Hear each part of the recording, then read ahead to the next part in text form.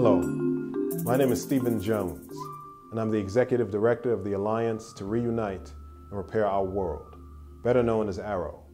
Our mission is to build alliances with people of different ethnicities and different cultures for the purpose of working towards racial healing. Why racial healing?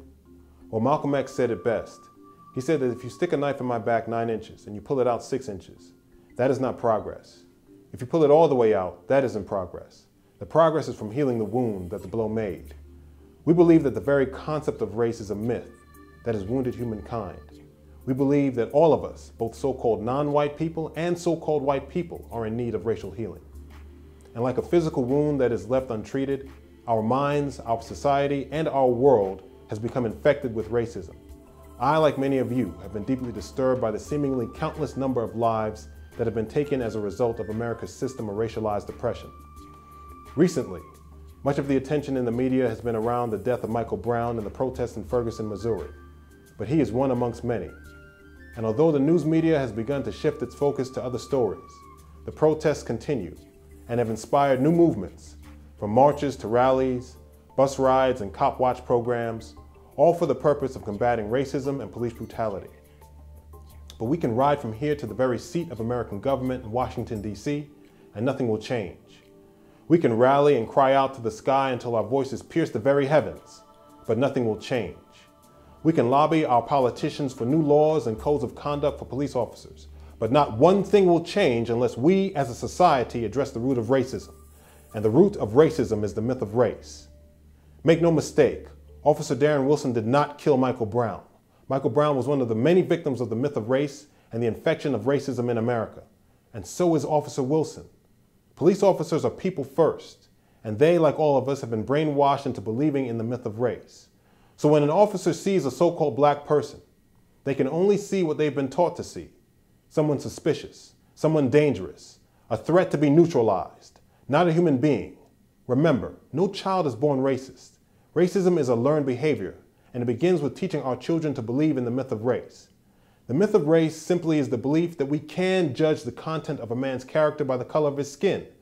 It teaches that human beings can be divided into superior and inferior races based upon their physical features, with skin color, nose and lip shape, and hair texture being the main features considered. Historically, these so-called inferior races have been exploited, exterminated, and/or controlled by so-called superior races. From the tragedy of the indigenous people of America on the Trail of Tears, the transatlantic slave trade, the Jewish Holocaust, discrimination against Irish Americans, the crisis in Darfur, and so much more, millions of human lives have been lost in the name of race. This is not a so-called black problem or a so-called white problem. It is a human problem. Recently, Attorney General Eric Holder was widely criticized because he claimed that America is a nation of cowards on race. But he was right. We are afraid. We are afraid because race is our deepest wound. It's so painful that even if we passingly touch on the subject, it results in the exchange of hateful words, inflamed passions, and angry debates. We have not had the medicine to heal our wounds.